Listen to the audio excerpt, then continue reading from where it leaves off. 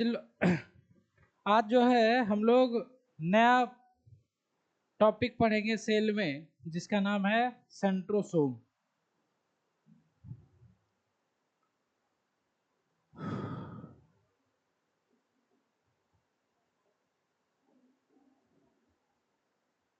Centrosome है ना, ये एक सेल ऑर्गेनली है जो कि सेल के अंदर पाया जाता है।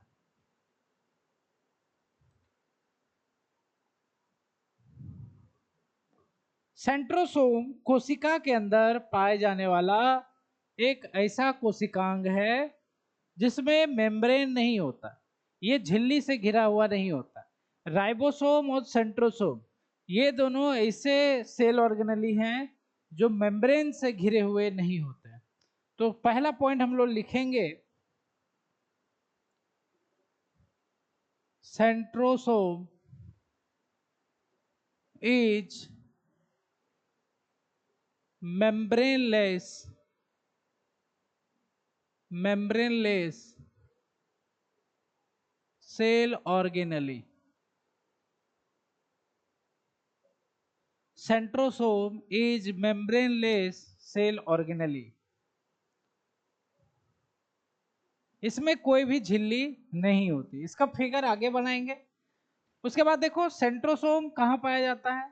तो सेंट्रोसोम याद होगा कि यह प्लांट में एब्सेंट होता है लेकिन एनिमल में पाया जाता है। प्लांट में नहीं होता है, एनिमल में पाया जाता है। तो यहां पर लिखेंगे ओकुरेंस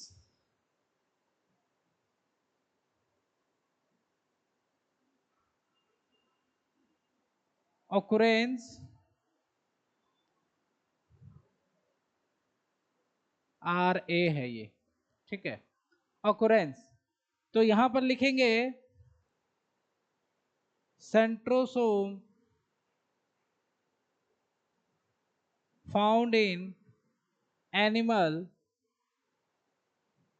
but absent in plant. Centrosome found in animal but absent in plant. Plant में ये एब्सेंट होता है। उसके बाद सेंट्रोसोम का स्ट्रक्चर देखते हैं।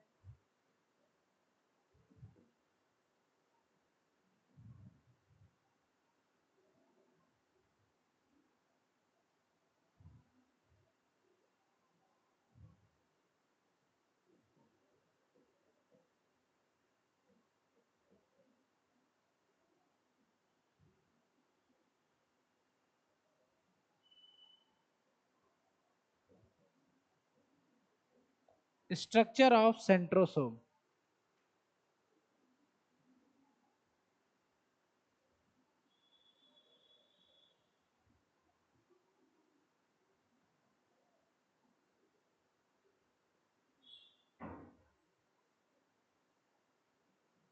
Structure of centrosome.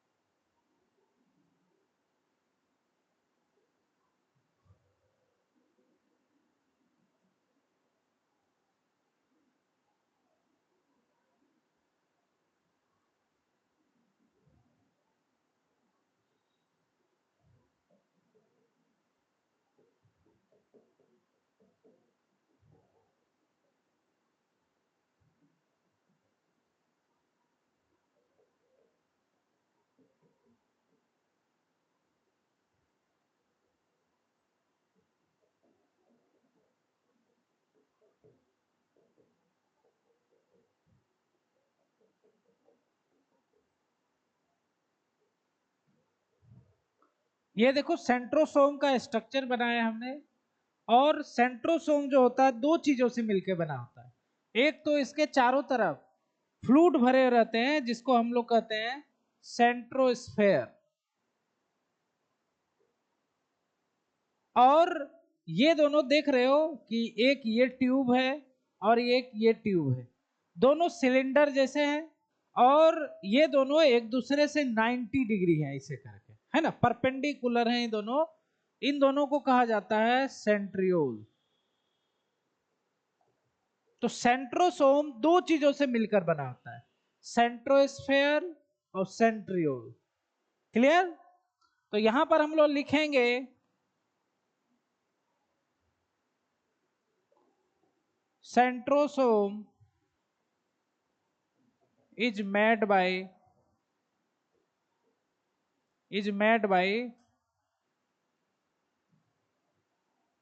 एक सेंट्रोस्फेयर और दूसरा जो है वो है सेंट्रियोल।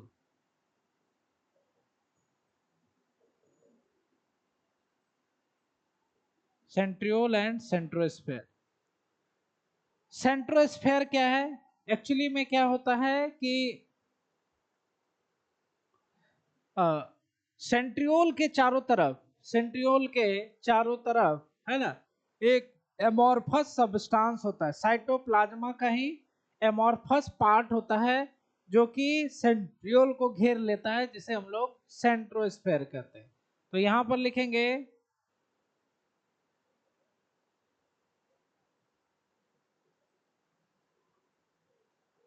इट इज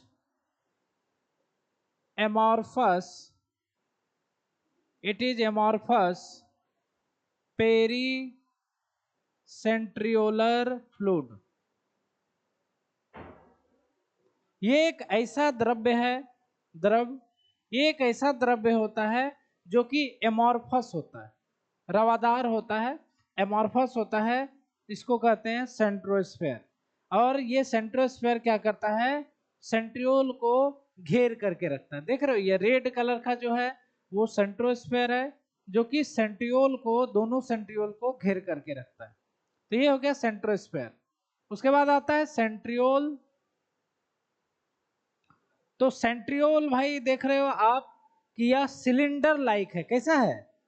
सिलेंडर होता है ना, जैसे कि आप लोग जानते होंगे कि हम सिलेंडर का यूज करते हैं तो उसी शेप का होता है, संख्या में दो होता है और ये दोनों क्या होते हैं? एक दूसरे के परपेंडिकुलर होते हैं। तो यहां पर हम लोग लिखेंगे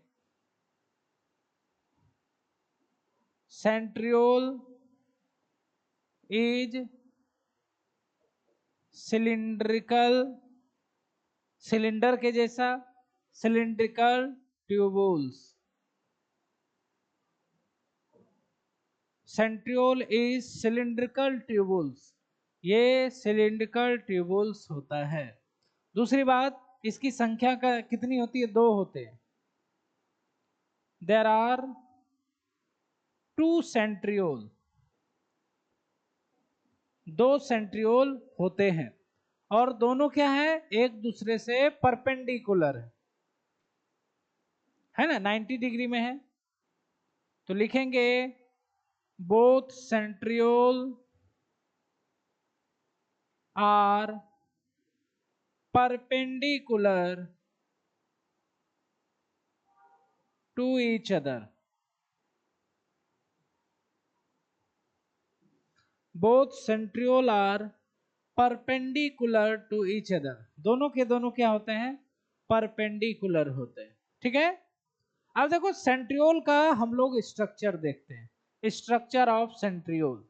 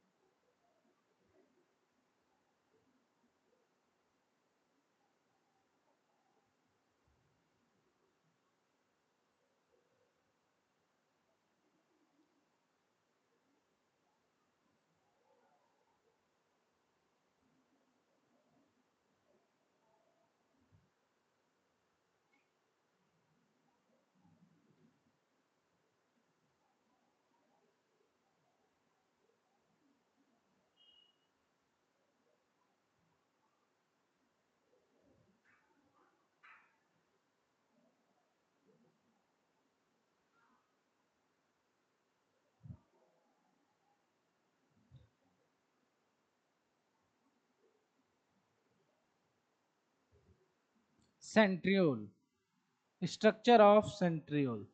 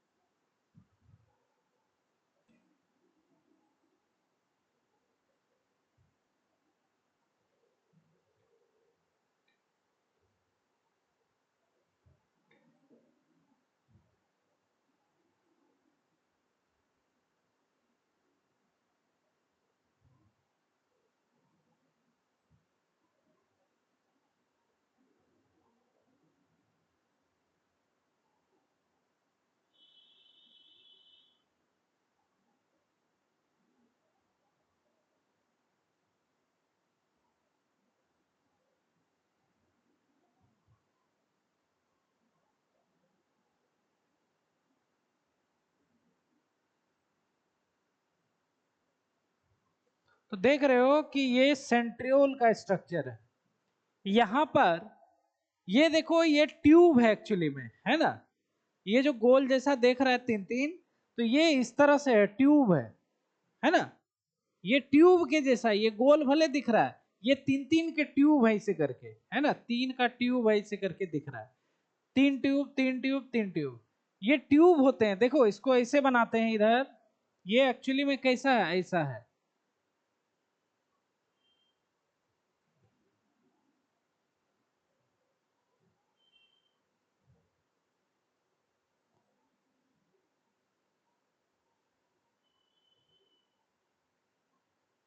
ये है माइक्रोट्यूबुल। तो ये देखो, ये तीन माइक्रोट्यूबुल है, तीन तीन तीन तीन तीन। तो चारों तरफ पेरी फेरी में आपको 9 या 27 माइक्रोट्यूबुल है। ये माइक्रोट्यूबुल है, माइक्रोट्यूबुल माइक्रोट्यूबुल। तो सेंट्रियोल जो होते हैं या माइक्रोट्यूबुल से बना होता है, जो कि इसके पेरीफेरल चारों तरफ आपको ये माइक्रोट्यूबुल मिल जाते हैं। तो ये जो है आपका, ये है माइक्रोट्यूबुल, ये है माइक्रोट्यूबुल।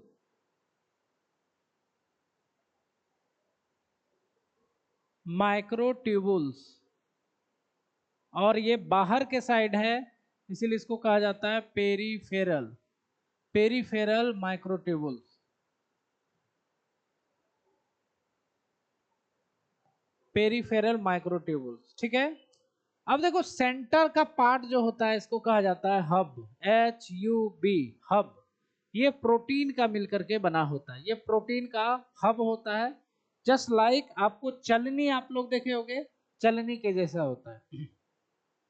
अब सभी माइक्रोट्यूबुल जो है आपस में जुड़ जाते हैं इस तरह से, हब से सभी के सभी जुड़ जाते हैं इस तरह से।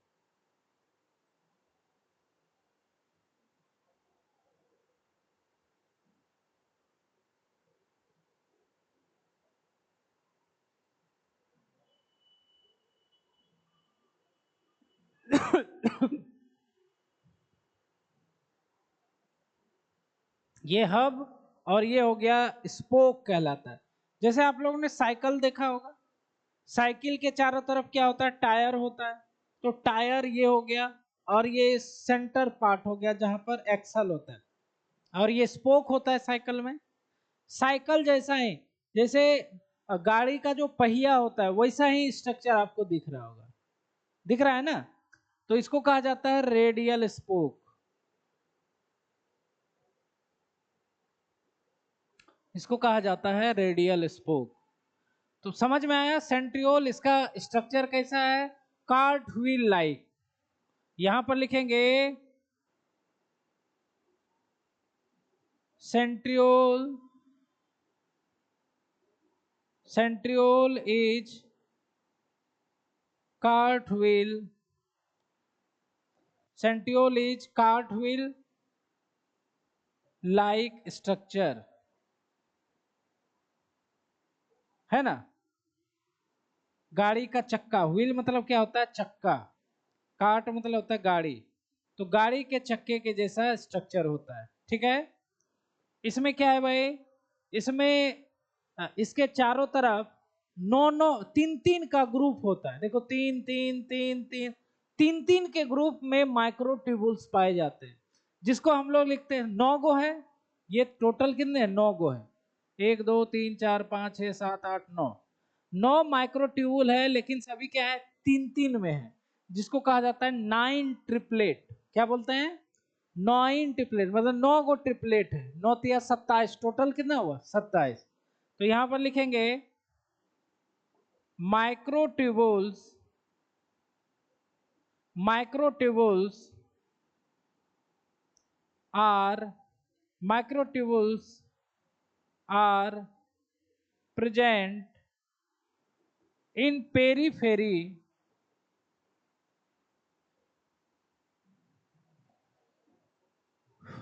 यहां लिखते हैं हम लोग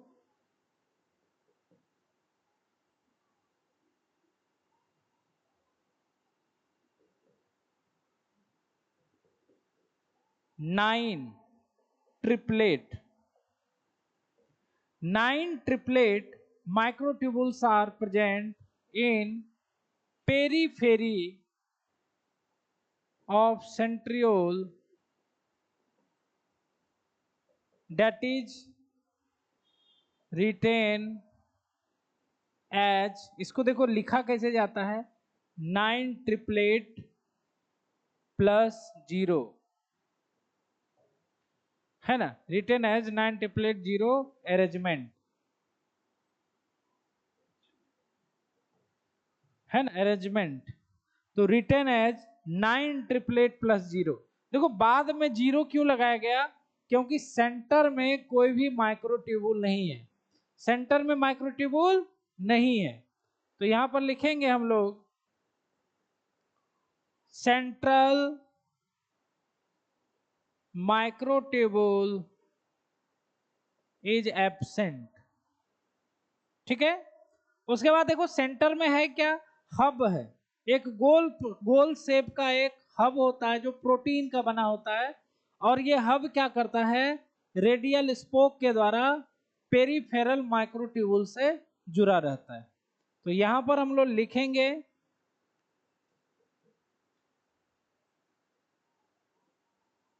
central proteinaceous, central proteinaceous hub present at center, center which joint with, which joint with microtubule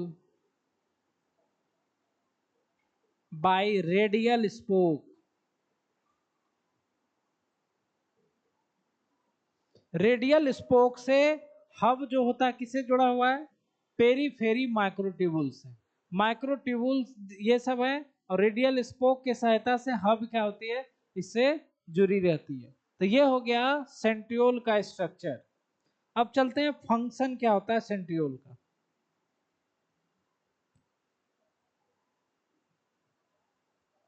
पहले इसको लिख लो।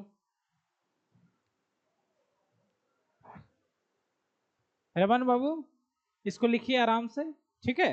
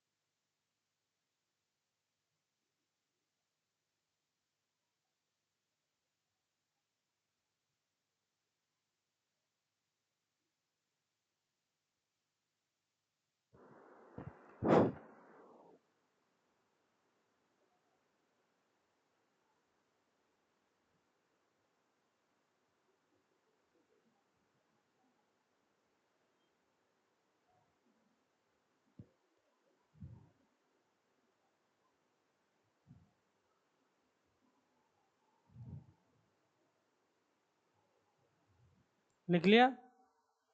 तो आगे चलते हैं, function of cilia and flagella, sorry, function of centriole,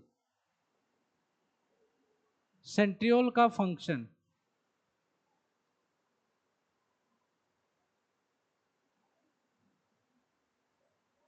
centriole, तो देखो आप लोग को बताया था कि सेंट्रियोल जो होता है यह सीलिया फ्लैजिला का बेसल बॉडी बनाता है। इसके बाद हम लोग जस्ट पढ़ेंगे सीलिया फ्लैजिला। तो सेंट्रियोल क्या करता है, सीलिया फ्लैजिला आप लोग को पढ़ाएंगे, ये तंतुनुमा रचनाएं होती हैं, इसका यह बेसल बॉडी बनाता है। दूसरी बात, सेंट्रियोल जो है यह स्पिंडल फाइबर का भी निर्माण करता है। तो दो फंक्शन है इसके, centriole produce basal body of cilia and flagella. और दूसरी बात जो है spindle fibre, spindle fibre cell division के समय बनने वाला एक फाइबर होता है जो कि सेंट्रियोल ही निर्माण करता है उसका। तो यहां पर लिखेंगे centriole involve in spindle formation during cell division. ठीक है, तो सेंट्रियोल जो है स्पिंडल फॉर्मेशन करता है, स्पिंडल फाइबर का भी निर्माण करता है। ये हो गया सेंट्रियोल का फंक्शन। अब सेंट्रियोल के बाद अगला जो हम लोग पढ़ेंगे वो है cilia and flagella.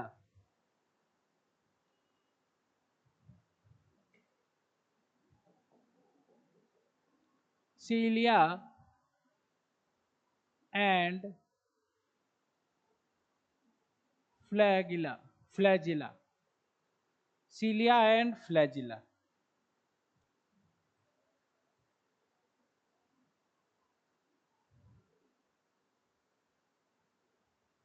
Cilia and flagella क्या है, देखो कुछ कोशिकाओं में जो है, कुछ कोशिकाओं में तंतुनुमा, कुछ तंतुनुमा रचनाएं पाई जाती है इस तरह से, है ना, इस तरह से आपको मिल जाएंगे। इसी को कहा जाता है सीलिया एंड फ्लैजिला। ये सेल हो गया और सेल के बाहर में ये आउट ग्रोथ होते हैं, तो इसी को सीलिया कहा जाता है, इसी को फ्लैजिला कहा जाता है। सीलिया छोटा होता है, फ्लैजिला बड़ा होता है, तंतुनुमा रचना होता है। जैसे आप लोग देखे होंगे कि जैसे हमारे शरीर में रोआ होता है ना, तो उसी तरह सेल में भी रोए के जैसा, फाइबर के जैसा स्ट्रक्चर होता है जिसको हम लोग सीलिया या फ्लैजिला कहते हैं। तो सबसे पहली बात है कि सीलिया और फ्लैजिला जो है यह प्लाज्मा मेम्ब्रेन का आउटग्रोथ है, मतलब प्लाज्मा मेम्ब्रेन ही निकल जाती है। तो यहां पर लिखेंगे cilia and flagella are outgrowth of cilia and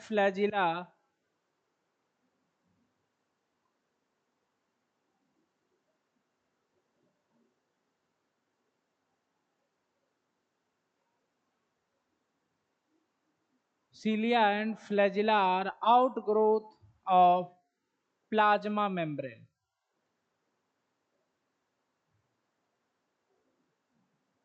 outgrowth of plasma membrane. दूसरी बात कि सीलिया और फ्लैजिला, सीलिया छोटा होता है, फ्लैजिया बड़ा होता है, दोनों का स्ट्रक्चर जो है सेम होता है। क्या होता है? सेम होता है। तो लिखेंगे structure of सीलिया flagella is same. cilia and flagella structure are same. तीसरी बात कि देखो हम लोग ये तो हमारा सेल है, बाकी हम लोग जानते हैं कि बैक्टीरिया का भी अपना सेल होता है इस तरह से।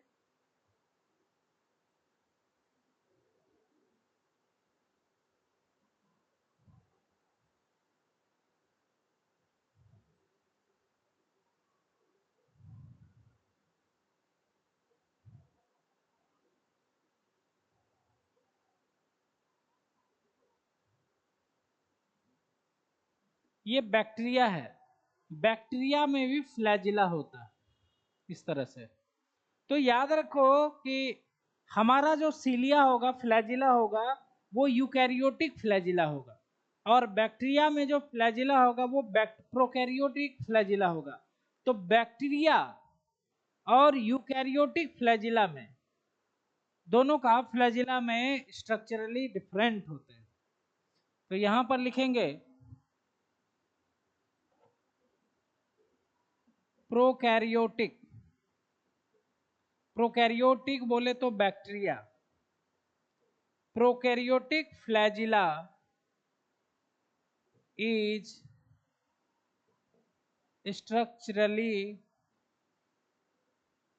structurally different with eukaryotic flagella. Prokaryote flagella is structurally different in eukaryotic flagella. तो आप लोग को देखो प्रोकैरियोट का जो फ्लैजिला होता है वह 1+0 होता है अरेंजमेंट, लेकिन यूकैरियोटिक फ्लैजिला जो होता है 9+2 होता है। तो बैक्टीरिया का फ्लैजिला और हमारा फ्लैजिला में अंतर होता है, स्ट्रक्चर में अंतर होता है। हमारे में 9+2 अरेंजमेंट होता है, मतलब 9+2 11 माइक्रोट्यूबुल होते हैं, और फ्लैजिला और जो बैक्टीरिया में थे 1 ही होता है बस। अब देखते हैं हम लोग structure of cilia and flagella.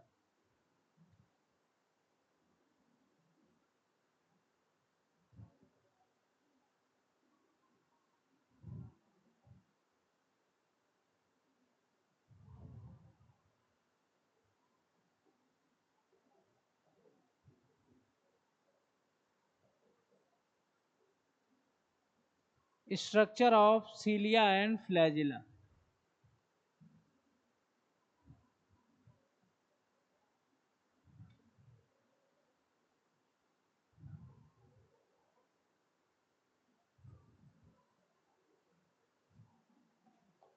तो सीलिया और फ्लैजिला का स्ट्रक्चर, दो स्ट्रक्चर बनाएंगे हम।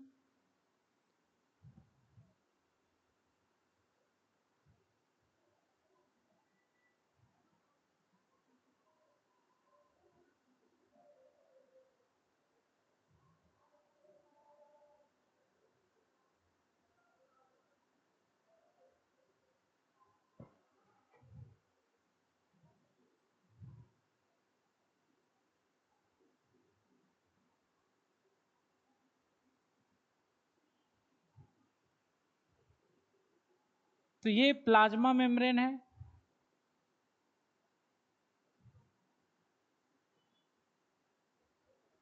और यहां पर देखो आप मेनली ये देखो सीलिया है। सीलिया जो है मेनली इसके दो पार्ट होते हैं। नीचे वाला जो पार्ट है इसको कहा जाता है बेसल बॉडी, बेसल बॉडी, और ऊपर जो लंबा वाला भाग है इसको कहा जाता है सीलियरी बॉडी, या इसी को कहा जाता है एक्सोनीमा। ठीक है, एक्सोनीमा। तो यहां पर अगर आप गौर से देखोगे तो इसमें आपको बहुत सारे माइक्रोट्यूबुल्स मिलेंगे। माइक्रोट्यूबुल्स आप लोग को पढ़ा चुके हैं, कोशिकाओं में पाए जाने वाले ट्यूबुलर स्ट्रक्चर जो होता है उसको कहा जाता है माइक्रोट्यूबुल। तो सीलियरी बॉडी या एक्सोनीमा और बेसल बॉडी। तो यहां पर हम लोग लिखते हैं cilia, cilia has two part, cilia has two part, पहला बेसल बॉडी और दूसरा जो होगा इसे कहा जाता है एक्सोनीमा या सीलियरी पार्ट। ठीक है, तो देखो आप गौर से देखोगे बेसल बॉडी जो है यह प्लाज्मा मेम्ब्रेन के नीचे होता है, जहां जड़ समझते हो ना, पेड़ का जो जड़ होता है वही जड़ के जैसा होता है, इसको पार्ट बोलते हैं बेसल बॉडी। और बेसल बॉडी से ही मेन पार्ट जो प्रेजेंट होता है सीलिया का, जिसको बोलते हैं एक्सोनीमा। तो यहां पर लिखेंगे basal body, it present below the plasma membrane, plasma membrane के नीचे है। और इसका स्ट्रक्चर कैसा होता है, सेम सेंट्रियोल के जैसा। सेंट्रियोल का आपने स्ट्रक्चर देखा है, जो है यहाँ पर आपने सेंट्रियोल का स्ट्रक्चर देखा, ऐसा ही सेम स्ट्रक्चर होता है बेसल बॉडी का। तो यहाँ पर देख रहे हो इसका कार्टव्हील के जैसा होता है, कार्टव्हील स्ट्रक्चर होता है। और देख रहे हो ये 9 ट्रिपलेट माइक्रोट्यूबुल है और अरेंजमेंट है 9 ट्रिपलेट प्लस 0। तो वही सेम स्ट्रक्चर होता है सीलिया फ्लैजिला का। तो यहाँ पर लिखेंगे basal body has same structure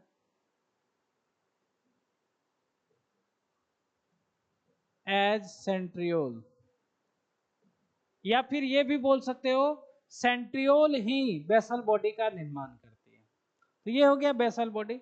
अब ये जो लंबा पार्ट है जो बाहर निकला हुआ है, ये माइक्रोट्यूबुल से बना हुआ है, जिसको हम लोग कहते हैं सिलियरी बॉडी या एक्सोनीमा। तो यहां पर लिखेंगे it is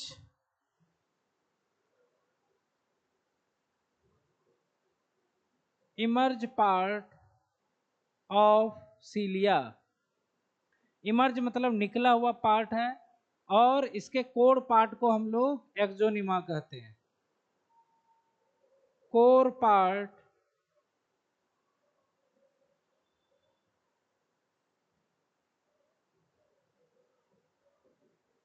it's core part is called एक्सोनीमा।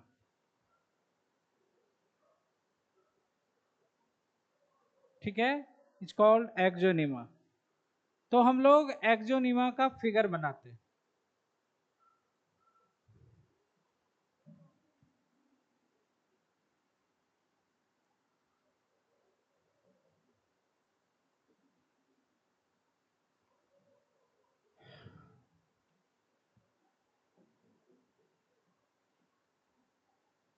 एक्सोनीमा,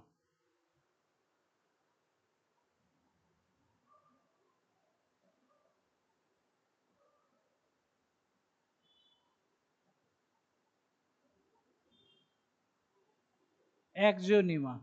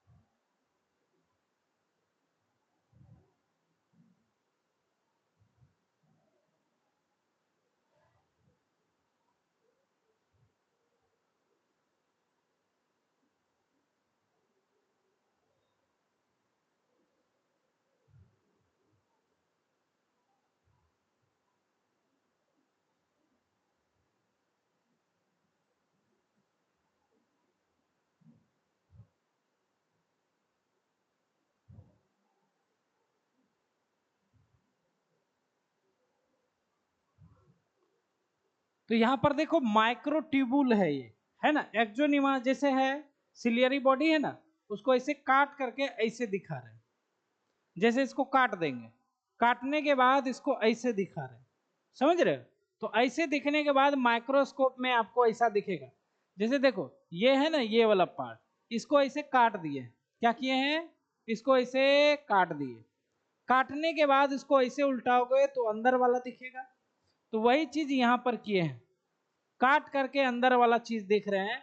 तो यहां पर देखो आपको माइक्रोट्यूबुल ये दिख रहे हैं, ये सब ऐसे ऐसे है ना, ऐसे ऐसे है, इस तरह से है, इस तरह से है, ठीक है। ये माइक्रोट्यूबुल्स हैं, और आप देख रहे हो ये पेरिफेरल में चारों तरफ है, तो इसको कहा जाता है पेरिफेरल माइक्रोट्यूबुल।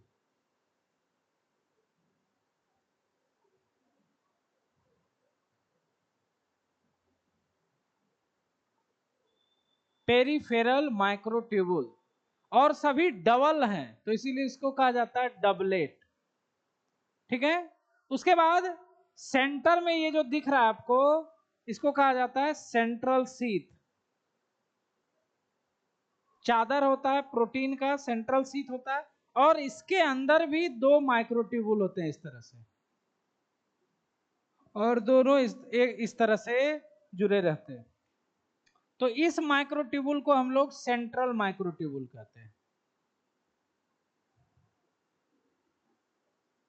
सेंट्रल माइक्रोट्यूबुल,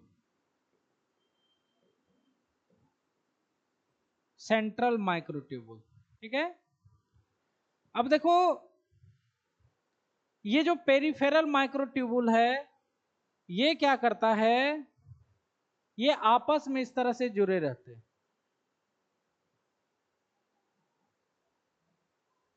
एक ब्रिज से जुड़ा रहता है, कनेक्टर से जुड़ा रहता है, जो इस तरह से ये कनेक्ट होता है। इसको कहा जाता है इंटरकनेक्टेड, सॉरी, इसको कहा जाता है इंटर डबलेट ब्रिज, है ना। ब्रिज होता है, उसी से पेरिफेरल माइक्रोट्यूबुल जुड़े रहते हैं। और ये पीला वाला जो दिख रहा है, ये जाहिर सी बात है ये प्लाज्मा मेम्ब्रेन है।